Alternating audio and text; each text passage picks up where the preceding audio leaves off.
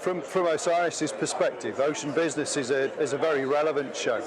I think it's less corporate than other events, and I think the fact that all our main equipment suppliers and manufacturers, software providers are all here, and it is very it's more of a personal sort of approach to things, and it's a good social sort of networking event. And I think people just get a lot out of it, and there's a lot of new developments, new equipment, and some very interesting equipment here.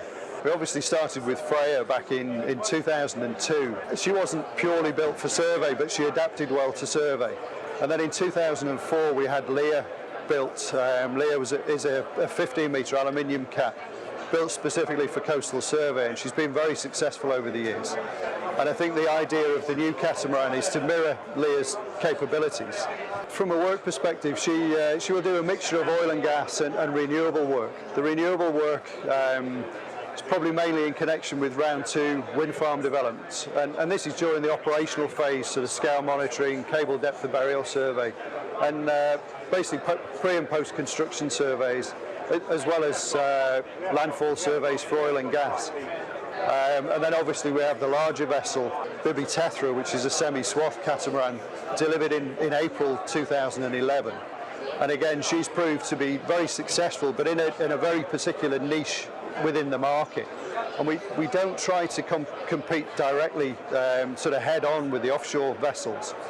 We sort of pitch just between the capabilities of the traditional inshore, just beyond their capabilities, but in an area that large vessels aren't really suited to. So it's a very niche part of the business, a very manoeuvrable, practical vessel that can basically undertake close approach work, but has an endurance of 10 days and can support up to 16 crew. So a very different type of vessel. Main benefits of having our own vessels are availability is probably the biggest thing.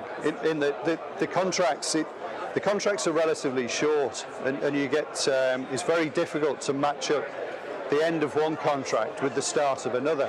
So having your own vessel just means that you have this flexibility to be able to program the utilisation, and it just allows you to customise everything on board so that it fits your working practices. All the equipment is tailor-made to the type of work that you do, and it just makes a big difference, continuity for the guys that go on there. And it just means that the survey teams are familiar with both the vessel and all the equipment, the layout, the working practices, and it just makes for a very efficient survey package. We've maintained the relationship with Coda, and we use it as a primary tool for both side-scan sonar and sub-bottom data acquisition.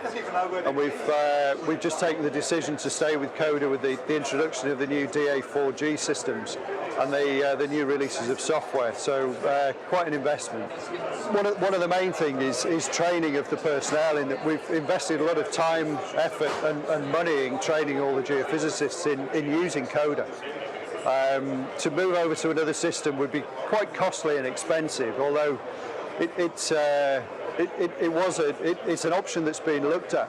But I think when we looked at the latest version of Coda compared with the competitors, it does pretty much everything the competitors do and more. And I think that the decision was a relatively easy one to make in the end. We moved into the existing office in 2010, but the numbers have grown so rapidly over the last few years that we now need additional office space and equipment storage space.